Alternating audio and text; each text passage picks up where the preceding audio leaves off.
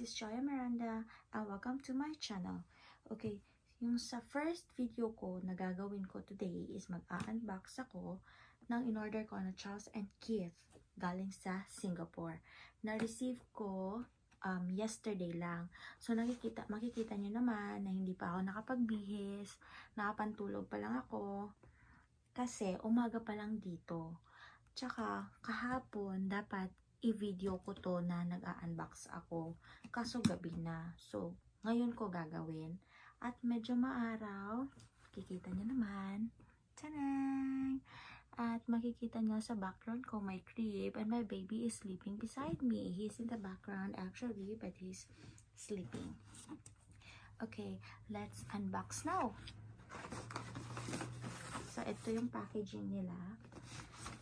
Actually, first time kong mag-order sa Charles & Keith at first time kong magkaroon ng bag na ganito. Gusto ko lang i-try kung gaano kaganda. At magbibigay ako ng opinion ko kung maganda siya or hindi. For me lang ha. Okay. Okay, wait lang guys. Medyo pahirapan yung seal ng packaging nila.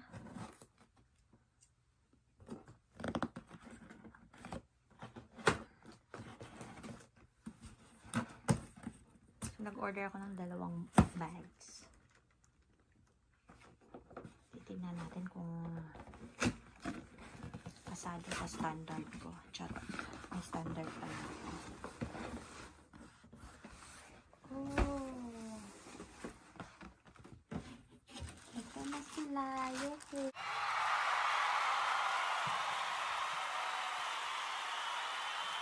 Charles & Keith. Galing pa to sa Singapore. So, naririnig ko kasi, pag nag-order ka sa kanila, may kasamang box. Like, box talaga na box para sa bag. Pero, ang nangyari, yung box nila is, yung ganitong box lang. Tignan natin yung tsaka walang kasamang dust bag. Usually meron silang kasamang dust bag, pero ewan ko, baka pag mga maliliit lang na bag walang kasamang dust bag. So ayan na tingnan niya, ang ganda no, maganda siya. Ay, may kasamang dust bag, sorry. So, lesson learned. Huwag muna kayong mag-comment kung hindi nyo talaga alam kung anong nangyayari sa mga mundo-mundo. Kasi, mamaya, tawag niyan, mapahiya ka lang.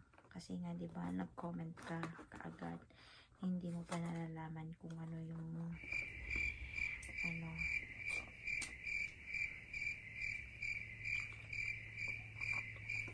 ay, ang cute. So, ito na siya. So, ito yung first bag na in-order ko. Maganda siya. Parang leather type. Tapos, may kasama siyang dalawang sling. So, pwede mo siyang pagpipilian kung anong sling yung gagamitin mo. May maliit, tsaka may malaki na sling. Tapos, ito na nga yung hinahanap ko na dust bag. Ang cute. So cutie. Ayan. Okay. Okay, so, hindi ko muna actually, buksan ko na lang yung sling kasi gusto ko makita nyo. So, madami nga nagsasabi sa akin na maganda daw talaga ang quality ng product ng Charles & Keith. At nakikita ko naman na totoo nga, maganda nga siya. Pero, yung pricing nila guys, kung galing kayo sa Pilipinas, meron silang website. Check nyo yung website nila, Charles & Keith, Philippines. So, ayan na siya. Pag ginamit mo yung sling na makapal. Tanan! O, diba? Charot. Maganda. Maganda siya guys. Okay, try natin yung isa. isang sling.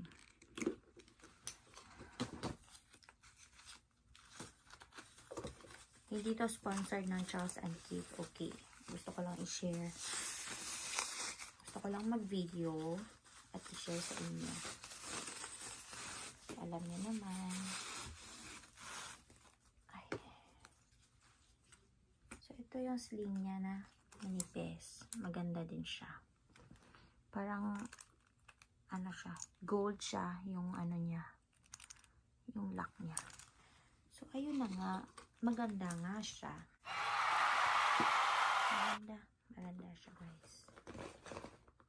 Okay. Okay, let's proceed sa isa ko pang bag na in-order. At ilagay natin tong bag na to sa dust bag niya. Para hindi siya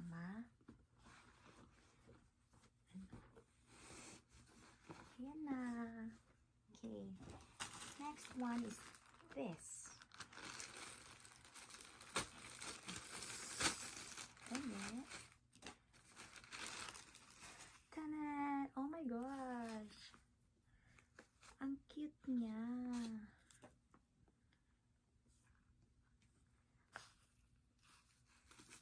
Ang cute niya. Actually, hindi dapat itong kulay yung in-order ko. Sabi ko nga, maling kulay yung na-order ko. At hindi ko gusto yung kulay. Pero nung pagdating niya, ang cute niya pala. Sobrang cute niya, oh. May ganyan pa siya, oh. Parang chain sa handle niya. Tapos, may dust bag din siya. Pero, yung sling niya, isa lang. So, itong bag na to, pwede siya pang party, ganyan. Kasi maganda. Isa lang yung sling niya. Same lang yung style doon sa isa kong bag. So, ayun na nga. Maganda ang Charles and Keith. Tsaka, may dust bag sila. Medyo na-disappoint lang ako kasi sinasabi ng iba, ay maganda yung Charles and Keith kasi may box. May box daw. So, like parang, okay, gusto ko mag-try. Kasi, mostly, mga bags ko dito, nakakatamad kasi mag-dusting every week nagda-dusting. Tapos, ang hirap pang linisan yung mga bag, you know. So, gusto ko yung ganito, okay na tong ganito. Pero, nag-expect talaga ako na yung Charles and Keith na in-order ko is my box. Siguro yung may mga boxes yung parang may mga feather, yung mga bags. Ito kasi parang leather type lang siya. So, dust bag is fine. So, ayun na nga. Shinare ko na sa inyo kung ano yung ano ng Charles and Keith. So, pag gusto nyo mag-order, kung nasa Pilipinas kayo, check nyo lang yung website ng Philippines. Tsaka yung, pag nasa Canada naman kayo, check nyo yung website ng Canada. Pero yung shipment nila is talagang from Singapore. Okay? So, pag nasa Canada kayo, pag mag-order kayo ng Charles and Keith, may shipment sila through DHL. So, pag DHL kasi, may bayad na custom fee. So, itong lahat ng to, itong dalawang to, binayaran ko is 150 Canadian dollar plus $50 custom fee sa DHL. So, in total, 200 Canadian dollars, which is mga nasa 8,000 pesos. Mga ganun. More or less 8,000 pesos. So, ayun na nga guys. Thank you for watching. Baka sa susunod, hindi ko pa alam kung anong content ng video ko. Pero, let's see. Thank you very much. You have a great day. Bye!